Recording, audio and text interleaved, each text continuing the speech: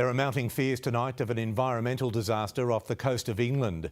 A cargo ship has collided with an oil tanker in the North Sea, triggering explosions and leaking fuel and potentially sodium cyanide into the North Sea. Even from a distance, it was clear this was a disaster on a dangerous scale. Ominous black smoke pouring from two vessels 20 kilometres off England's Yorkshire coast. This is the emergency mayday call that raised the alarm at 9:48 a.m. Solong has collided with tanker Stena Immaculate. Both vessels are abandoning. Marine tracking shows how the disaster unfolded.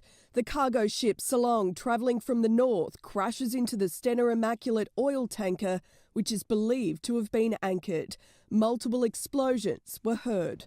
Vessels with firefighting capability then swarmed the area, dousing down the vessels as they burned.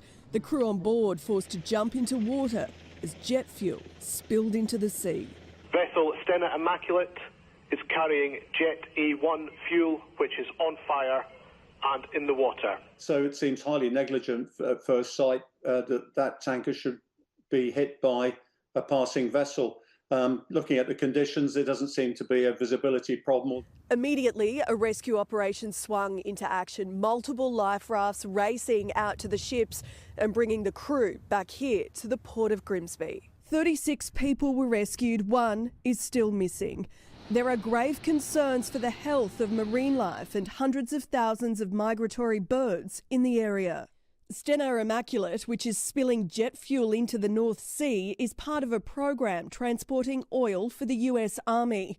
The cargo ship Solong was carrying 15 containers of the highly toxic compound sodium cyanide, exposure to which can be rapidly fatal. We don't know how much has escaped into the environment yet. The challenge will be that some of it could end up in sediment and persist for a long time in that sediment, causing long-term damage. At the port of Grimsby, Jessica Millward, 9 News.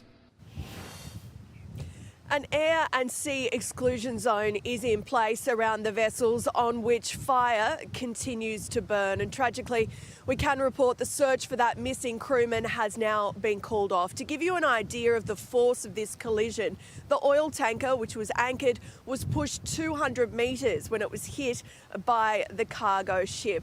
The investigation, Pete, it will really ramp up today as the full extent of the environmental damage of this disaster becomes clearer. Thank you, Jessica.